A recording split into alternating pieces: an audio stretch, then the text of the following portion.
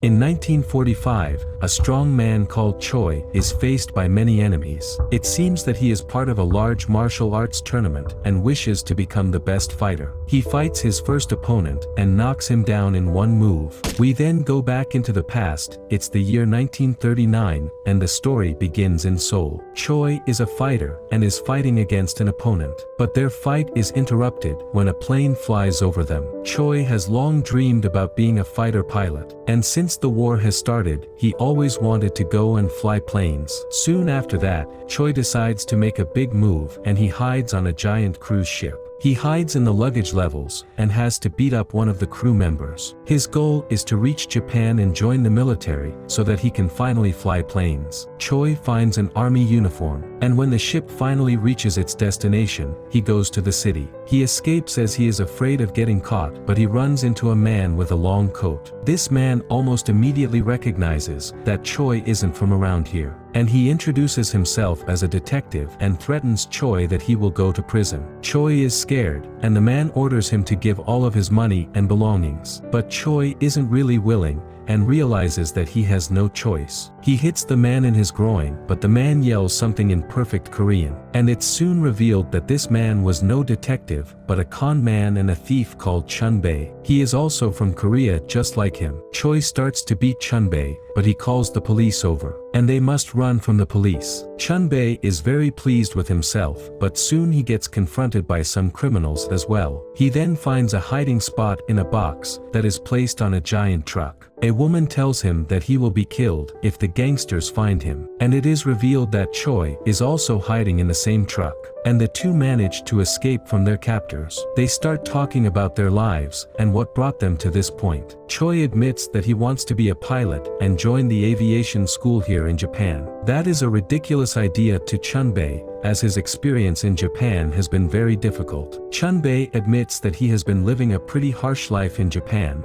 and he has seen what happens to poor Koreans there. After a while, he decided to go into crime, as it is his only way of making money and surviving. Choi tells him that the truck that they are hiding in is actually a military truck going to aviation school. Chun-bae goes into a panic as he doesn't want to be part of the military and just die in a war. He jumps out of the truck and makes fun of Choi. Soon after that, Chun-bae gets attacked by those same gangsters, and they start running after him. He runs after the military truck and asks Choi for help. Choi just looks at him for a moment, but finally decides to help. And now both of them are on a journey to aviation school. Choi is disappointed when he isn't welcomed in the aviation school, but he becomes a prisoner. They get captured and are basically treated as slaves. The commander in the camp is an imperialist called Kato. He has a giant ego and is a very dangerous man, and all the prisoners in the camp fear him. Kato thinks that Koreans are lower beings than him, so he tortures them every day. Chun-bae and Choi get tied up to several wooden poles and are left in the open.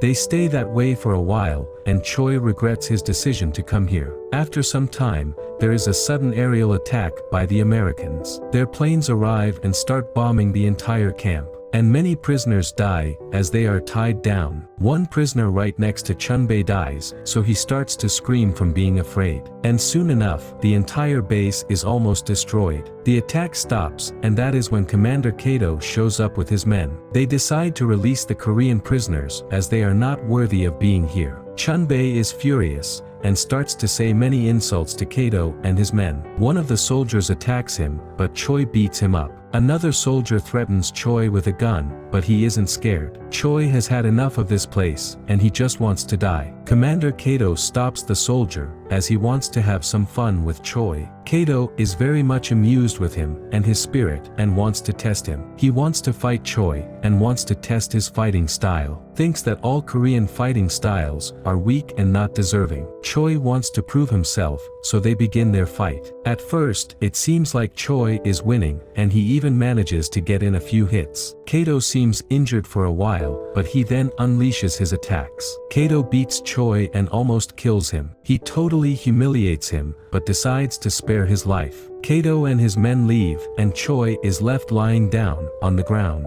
After many months, we now see that Chunbei and Choi work in the city. Chunbei is dressed up like a clown, and they run a pachinko stall in the crowded marketplace. They don't make a lot of money, but it's a fun life. Chunbei often must spend many hours trying to get more customers, and it works sometimes. Their pachinko business is attacked when they grab the attention of local gangsters. The gangsters are really famous in this part of town, and they take money from everyone. Chunbei then gets confronted by the gangsters, and they tell him that he needs to pay money to be protected. He doesn't make enough money as it is, and he doesn't want to pay them more. The gangsters are very dangerous, and they start to threaten him. Then Choi gets involved. He wants to protect his friend and his money, so he decides to fight all the gangsters at once. They attack Choi and beat him up pretty badly, and there are just too many of them, and he doesn't stand a chance in the fight. He is left really injured, and they decide to kill him. But before they can finish him up, a man called Bum Soo arrives to help.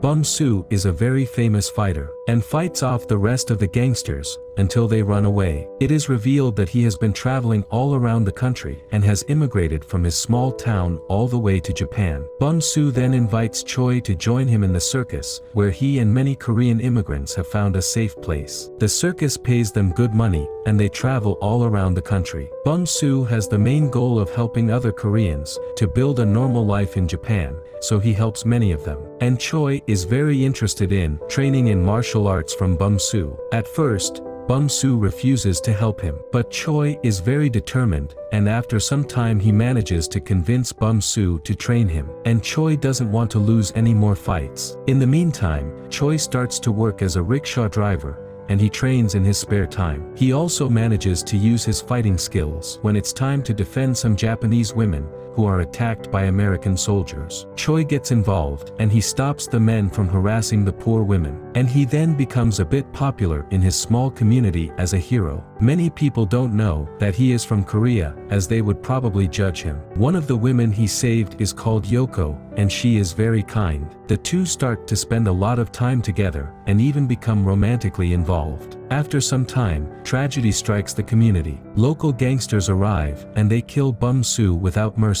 The Koreans from this community decide that they will have revenge, and they then attack the Japanese gangsters. There is a giant fight, and Choi arrives as well. He is very fierce, and tries to help as many Koreans as he can. Unfortunately, he can't help anymore, as he himself gets knocked out by a head blow. After he wakes up, Choi is really sad and disappointed in himself. He makes a promise to never lose any fight in his life, and to always protect the people in his life. Choi goes up into the mountains, and spends some time there. He trains every day, and runs in the mountains. Even he uses trees as weights, and training equipment. He wants to make his body a perfect fighting machine, and trains his body and spirit. It's time for him to return from the mountain. He decides to change his name, and takes a Japanese one instead. He then decides to travel all around the country, and challenge the greatest fighters to duels. He equips himself with his old white karate gi and has very long hair. He starts his travels all around Japan,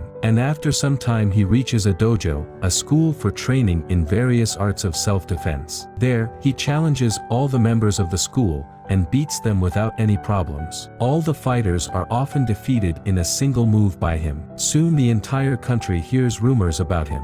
He also gets noticed by the Japan Karate Association. The leader of that organization is former Imperial Commander Kato. Kato is really offended that someone from Korea is going around and fighting Japanese fighters, and he thinks that Korean martial arts don't deserve a place in this country. Choi joins many competitions, and beat all the fighters because of his unique fighting style. Everyone in Japan is now obsessed with him. Choi meets up with Yoko, and they talk about life. He admits that he is afraid of dying, but more than that, he fears being left a cripple. Meanwhile, Kato sends one of his agents to kill Choi, but this agent actually gets killed by Choi. Choi learns that the man he killed had a wife and son. This breaks his heart, and he decides to meet the family and say sorry to them. He offers his fighting uniform to the wife of the late fighter, and promises to never fight again, and to be her servant. But she is furious at him, and refuses his offer. He then carries her son to the peak of the mountain, because this was a long time wish the boy had.